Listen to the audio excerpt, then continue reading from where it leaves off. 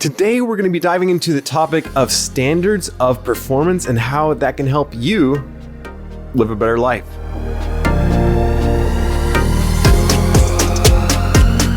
What's up, friends? Paul here, and welcome to another episode of The Beautiful Mess, where we talk about tools and tactics to improve your life. Before we dive into our subject of today, I invite you to smash that subscribe button down below, like it if you like it, and we'll dive into our topic of today, which is Standards of Performance by Bill Walsh. So I'm reading his book, The Score Takes Care of Itself, and I just love some of these ideas so much that I wanted to jump on here real quick and share some of them with you.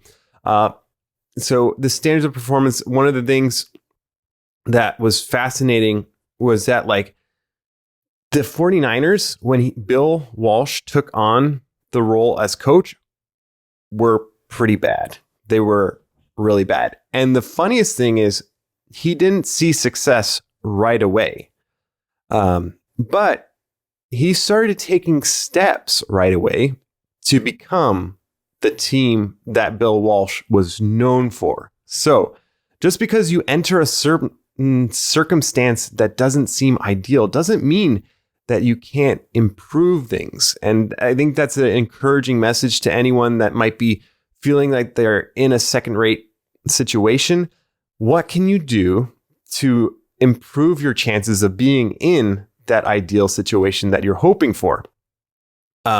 So one of the key takeaways is, I in this episode, I want to share kind of the lessons I've learned so far from reading this book.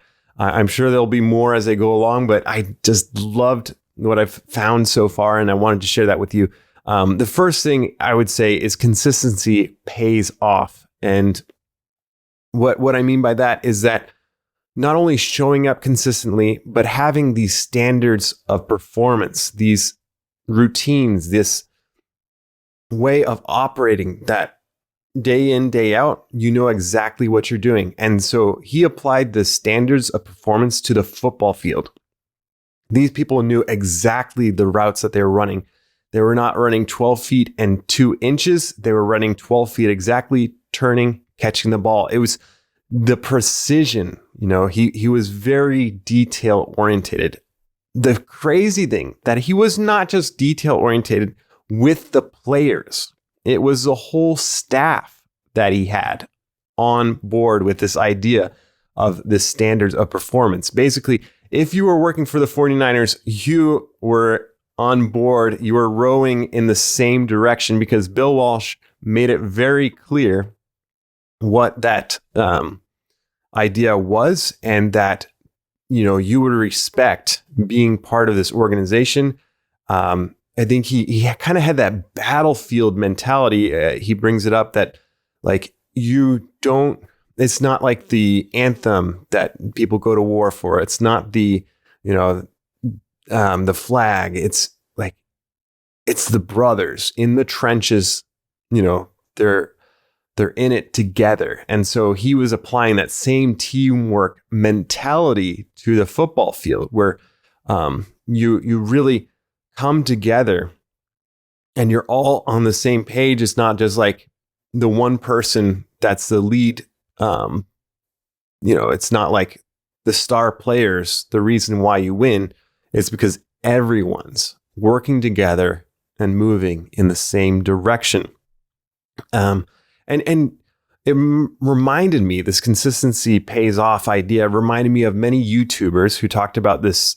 When they're first starting out, they were set on making a video every single week. It didn't necessarily mean that it was a great video every single week, but they were set on making a video every single week. Right now, one of the things that I'm set on making every single week, and you can join it, I'll have a link in the description, is my newsletter. I'm starting to share some of the ideas outside of this podcast. So if you want to be part of that, I think you can sign up via the book list. I've got a book list that's top 10 books that I found from reading 40 books in a year.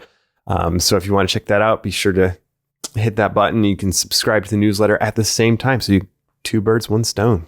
Great deal. But so the consistency, showing up every single week, improving, finding small ways. But the biggest thing is if you don't apply yourself, if you don't show up every single week, you're not going to find those small ways that you can make improvements. And I think that's what Bill Walsh found through being in less ideal circumstances. Like, he talks about how he's seen both good coaching, bad coaching, and how he was able to learn from that and to create his standards based on what he's seen in other places.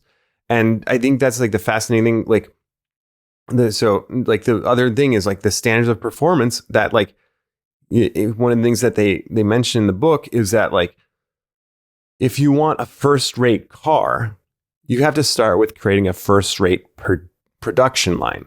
So in order to get the end result, the great car, you're going to have to focus on the process. How are you going to get there? And so some of the ways that Bill Walsh did it, and like these are unrelated to football principles, but even the smallest details, like the way someone answered the phone, was part of his standards of performance. The way that people dressed, the way that people, took off their helmet. They didn't just throw it. They respected the logo that was on it, the 49er logo, because it meant something, And I think that's what he instilled in the team. It wasn't just, you're just one of the team. You're like, this matters. It's not just like another football team. You are part of the 49ers.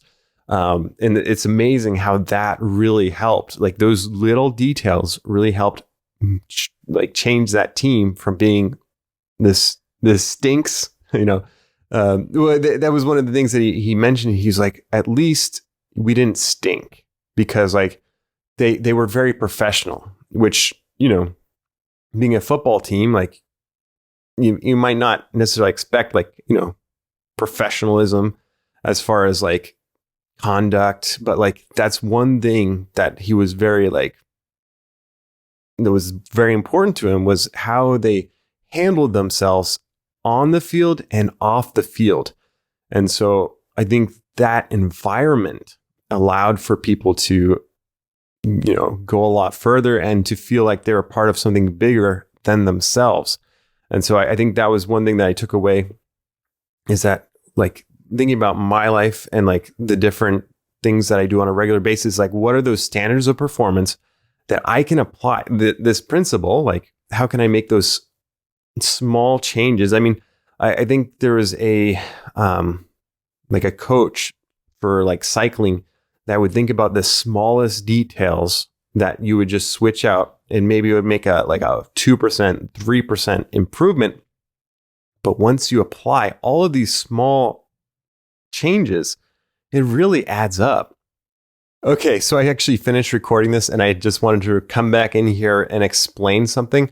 So in the title, The Score Takes Care of Itself, one of the big ideas is that your standard operating, like your standards of performance, helps you so that you don't actually have to worry about the score. It should take care of itself.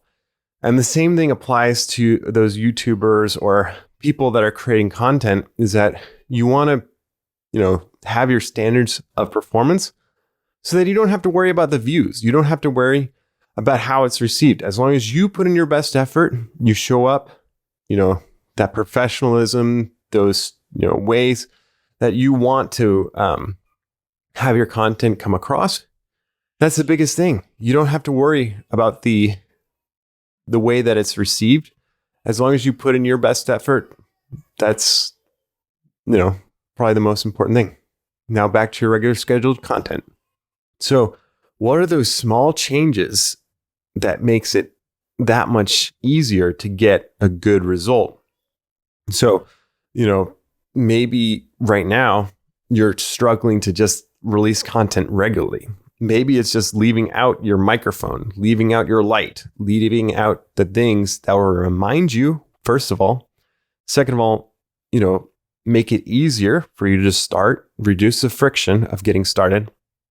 And so think about how you can make not only it easier, but also elevate the quality. Think about the ways of that you can deliver better content. And don't be afraid to experiment. And the other lesson that I learned from this is that when you get lemons, it's not always a bad thing. So there was this one example that they gave where one of the football players lined up in the wrong position on the wrong side where they should have been, and they started moving. And at that time, it was just weird for someone to adjust themselves like right before the play started. And so it made the other team go crazy. They were like, what is this guy doing? And so like at the end, like people were tripping over each other. It was just like this chaos. And, it ended up probably them losing. The team lost yardage. But afterwards, they brought the team together and they, were talking about the play. And, people had a laugh about it. But then they were like, look what everyone does. Like, it just throws everything off. How can we use that for our advantage? So taking those lemons, those moments where things don't really go the way that you thought they would, and using that to your advantage. Another example, I think, was a coach that was under Bill Walsh at the time, I believe. But he had a lemon situation where his quarterback wasn't necessarily the best at certain aspects. And so he capitalized on I don't think he had a good arm. So he couldn't throw really far. So he capitalized on what he was, what he had within his capabilities, which was like these short throws, which at that time wasn't like a normal way of playing football. But he revolutionized the sport because that's what they did. They made these short passes that were quick. And then, the hope was that they would get further yardage right after they caught the ball and they could go. And, a lot of times in football now that play is used, as well as that, confusing thing where the player moves, like that kind of became, it's amazing how the mistakes can actually be some of the best learning moments. So embrace the mistakes, even if it's messy, like the beautiful mess. It can be a great way of improving. The other thing that I felt like was really strongly shown throughout the book is that it's a team effort, that no matter where you are, whether you're the person that takes care of the sports equipment or the person that's, picking up the phones, like everyone, is there for a reason. They're helping the organization. And I just felt that there was a sense of everyone's moving in the same direction. And, I think one of the hardest things that he said he had to do sometimes was to let people go if they weren't in line with his objectives and seeing the things the same way. The other takeaway was that don't push yourself too unhealthy. Don't push yourself where you start getting detrimental results. So some of the things that Bill Walsh would do would be that they played without pads. They wouldn't necessarily play where they would tackle each other. They would just kind of rehearse the motions. So it wasn't necessarily physically draining as much as if they were full on contact. And what that allowed them was that when they showed up on Sunday or whenever they were playing, is that they weren't already beaten and battered. They had, this freshness to them. And so it's not always healthy to, push yourself to an extent that it's going to have detrimental results. So I think there becomes a point of diminishing returns, if you will, in certain aspects. One example of that was after, I think right before the Super Bowl, I think he was asked what he would do. And I think they didn't really do much as far as preparation because he knew that the nerves of the players were already high and that they probably just needed some downtime before the big game. So I think they took things a little bit lighter. And so it was just fascinating. And, because of his standards of performance that they rehearse these moves over and over and over again, it just becomes second nature so that when you're in those stressful stressful situations, you can continually operate, hopefully at a similar level. Obviously anxiety always lowers your, ability to do something, usually because you're just like, I mean, it's frightening. I one example of this for me was like, sometimes I would sing. That was like, as a kid, singing in front of people was like terrifying. And, when anxiety and like the stress of singing in front of people, you'd get this extra vibrato, just because you're so like scared. But like, that's just like a funny example. But like stress really, can impact how you do things.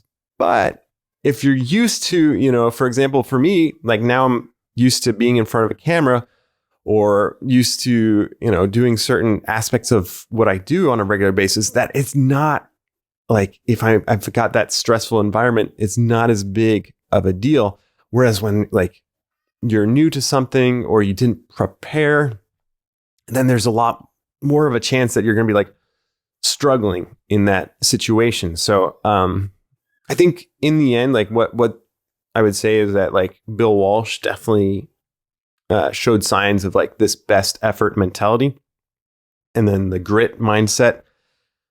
So I definitely would say that this book, if you're interested in learning more about Bill Walsh's life and the 49ers, highly recommend checking it out. I'll leave a link in the description for that. That's kind of what I wanted to share, was kind of the standards of performance and how that can help you in your life. Think about the things that you do on a regular basis. Think about how you can apply these concepts so that you elevate your, the way you do things. And hopefully that will feed from first focusing on creating a first-rate process to becoming, to creating that first-rate product. So start with, what do you have to do on a regular basis? Standardize it. One of the things that he would do, he would write out those, standard, ways of doing things, kind of like a standard operations, like documented standards of processes and things like that. And so when people, were wondering how things should be done, they could always go back and look at it. So maybe there's ways that you can apply that to your life. Anyways, if you want to be part of the Messy fam, I encourage you to rate, review, subscribe wherever you listen to podcasts, especially on YouTube. Hit that subscribe button and smash that like button right next to it or near it. And until next time, my friends, stay messy and keep going. Yeah.